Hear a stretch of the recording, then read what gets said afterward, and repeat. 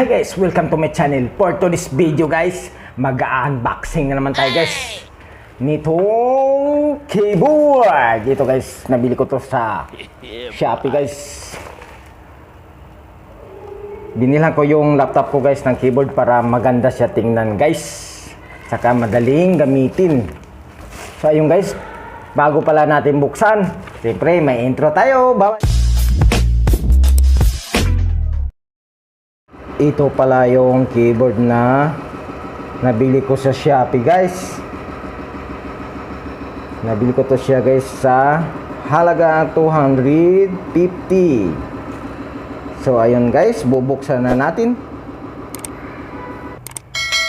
Ayan na guys, binuksan ko na guys. Dito na guys, oh, sa gilid nating binuksan guys, oh.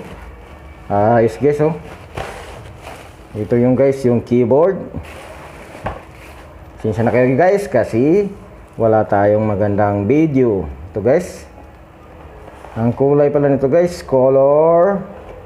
Kung anong titingnan natin, kung anong pinadala na kulay. Kasi ang in-order ko guys, kulay white. So ayun guys, ito na guys, ting, kulay white nga guys. Tamang tama guys, tama yung na-order natin, tama yung pinadala nila. Ito guys, ayun o, ang ganda-ganda guys. Maganda guys, maganda siya. Hoy, may dipik agad guys, oh. Oh, natanggal yung ano guys. Pero natural lang yan guys. Natural lang yan guys, natural.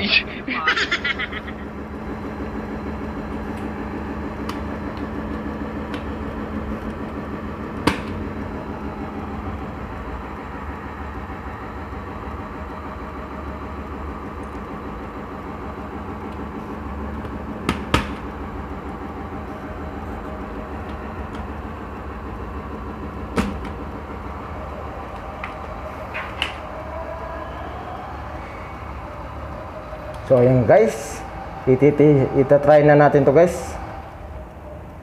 Wait lang guys. Ayan guys, saksak na natin guys dito sa gilid, oh.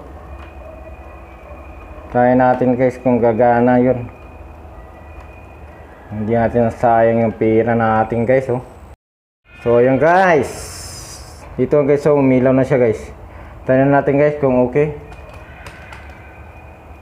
Nag-type tayo na